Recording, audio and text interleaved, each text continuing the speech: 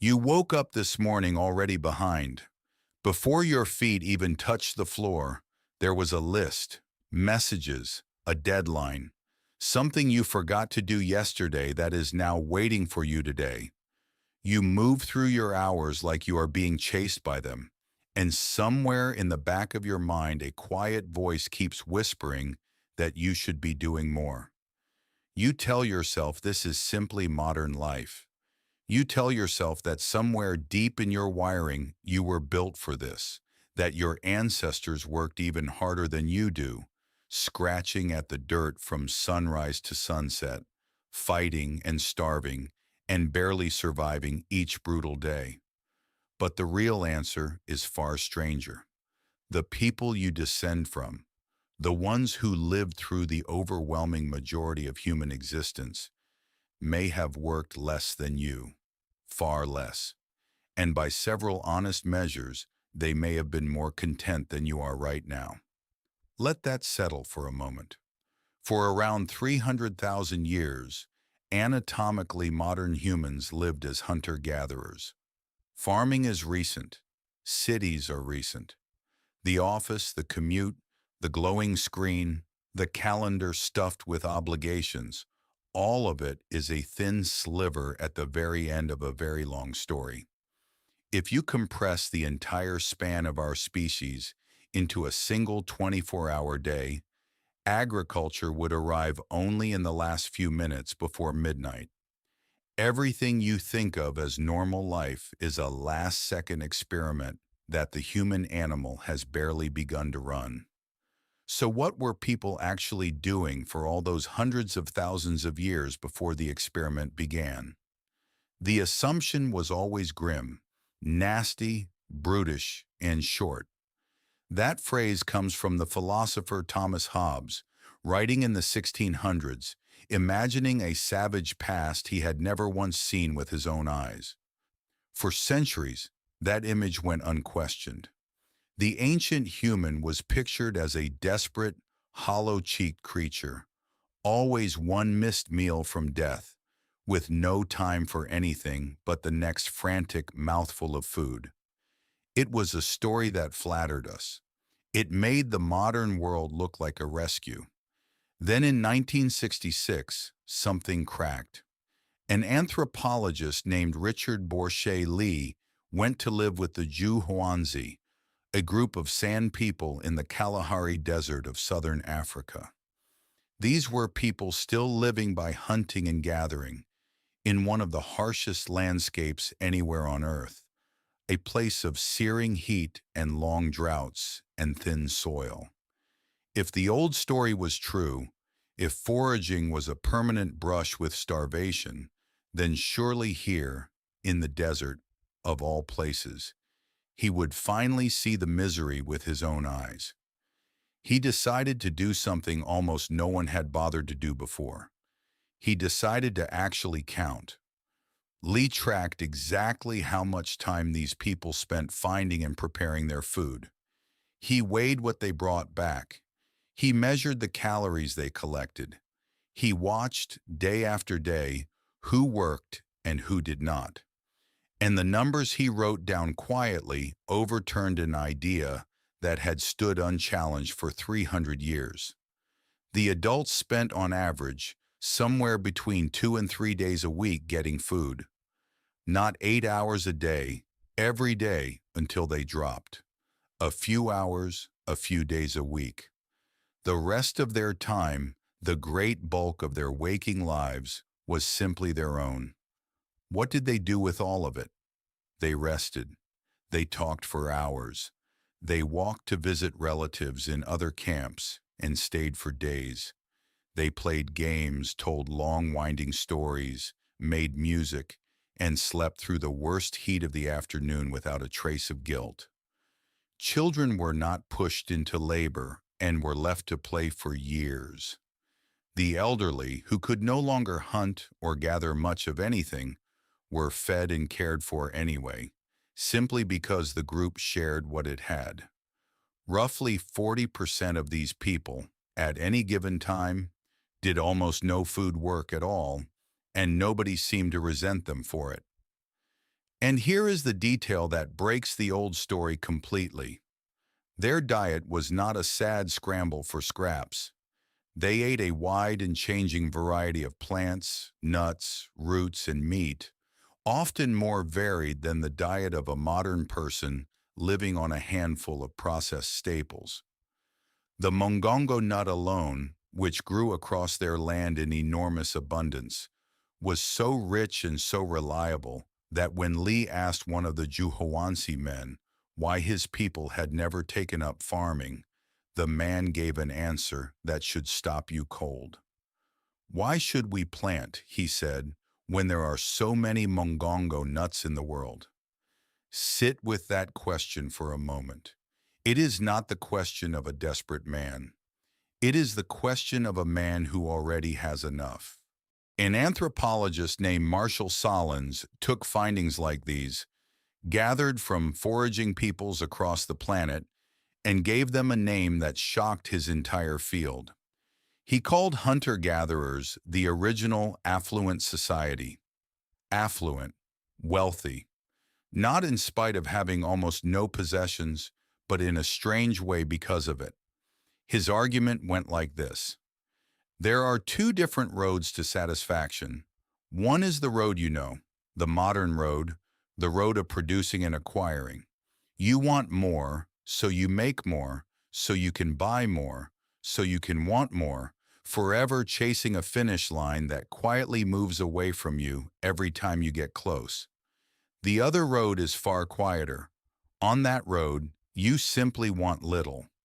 And when your wants are few, and the world around you meets them easily, you are, in a real and measurable sense, rich. You have enough. More importantly, you feel that you have enough. And that feeling, the feeling of enough, is a kind of wealth that most modern people will chase their entire lives and never once hold in their hands. But maybe you are skeptical. Maybe you think the desert was a lucky case, or that these early studies were too romantic, too eager to find a paradise. So consider the Hadza. In northern Tanzania, around the shores of a shallow salt lake, lived the Hadza, one of the very last peoples on Earth still living largely by hunting and gathering. An anthropologist named Frank Marlowe spent years among them, watching with a careful and skeptical eye. And the pattern held. Hadza adults spend only a few hours a day actively getting food, often somewhere between 4 and 6. The men hunt game and climb for wild honey. The women dig deep for tubers and gather berries from the bush. And then, the work of the day done, the hours open up into rest, talk, and the slow weaving of social life. More recently, researchers stopped watching only the clock and started measuring the body itself. A scientist named Herman Pontzer studied how many calories the Hadza actually burn in a day, fully expecting the number to be enormous, given how much they walk and dig and climb across rough country. The result was strange, and it has shaken the science of human metabolism ever since. The Hadza, despite walking many miles every single day and living without one single machine to help them, burn roughly the same number of calories per day as a typical office worker in a wealthy country. Think carefully about what that means. The constant motion of the foraging life was never punishing toil. It was simply movement, woven naturally and gently into a day that still had vast open space inside it. Their bodies were active and strong, and yet their lives were not a grind. They were not, as the old story insisted, running flat out just to stay alive. And there is something else they had, something we have almost entirely lost. They had the night. An anthropologist named Polly Wiesner studied what the Juhowansi actually talked about, and she noticed that the conversations changed completely after dark. In the daytime, around the harsh light of the sun, talk was practical. Who would go where? Complaints, plans, small disputes, the business of staying organized. But at night, gathered around the fire, the talk transformed. By firelight, people told stories. They spoke of distant relatives and faraway places, of spirits and the dead, of journeys and adventures and people who were not there. They sang. They imagined. Wiesner argued that this firelight time, these long, unhurried nights of story and song, may have been where much of human culture and imagination was actually born. Not in the struggle of the day, but in the open, glowing leisure of the night. When was the last time you had a night like that? So why, if the foraging life held so much rest and connection and meaning, did human beings ever give it up? Why trade the open afternoon and the fire-lit night for the field and the plow? This is one of the deepest puzzles in all of human history, and one scientist gave it a famously blunt answer. Jared Diamond, the geographer and writer, once called the invention of agriculture the worst mistake in the history of the human race. He did not mean that farming gave us nothing. He meant that it came at a staggering and hidden cost, because farming changed everything, and not all of it for the better. When humans began to plant and store grain, they tied themselves down to a single patch of land. A field must be tended every day on the land's schedule and not your own. A harvest must be guarded against animals and against other people. And grain, unlike a basket of fresh berries, can be stored, which means grain can be hoarded, which means for the first time in the human story, some people could quietly accumulate far more than others. The flat-sharing world of the forager, where wealth could not really pile up because there was nowhere to keep it, cracked open into hierarchy. Some had full granaries. Others had nothing but their labor to trade. The historian Yuval Noah Harari has a haunting way of describing this turn. He suggests that we did not domesticate wheat. Wheat domesticated us. We bent our backs to its needs, cleared its rivals, carried water to it, guarded it, and built our entire way of life around its demands, all so that a single grass could spread across the world. And what did the human body get in return? Look at the bones. Skeletons from early farming communities are often shorter than the foragers who came before them. They show more cavities, more signs of malnutrition, more evidence of overwork, more disease. Packed together with their animals and their stored grain, early farmers met new plagues.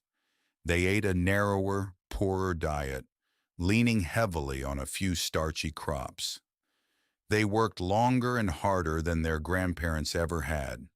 People traded variety and freedom for security and surplus, and in doing so, they built the very first ladders for some humans to climb high above others. And that ladder is the one you are still climbing today. The list you woke up to this morning is the distant descendant of that first grain field. The pressure you feel to always be producing something.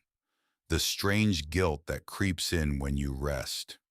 The deep sense that your worth is measured in output, in what you finish, in how much you can show for your time. None of it is written into your ancient nature. Your ancient nature spent the afternoon resting in the shade and the night telling stories by the fire, quietly certain that there were enough mongongo nuts in the world.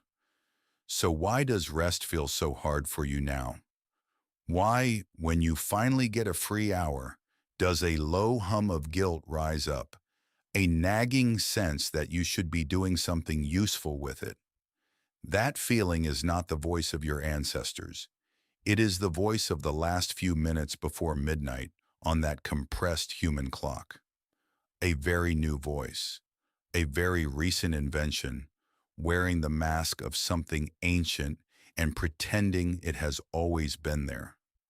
None of this means you can simply walk away from your life and vanish into the forest.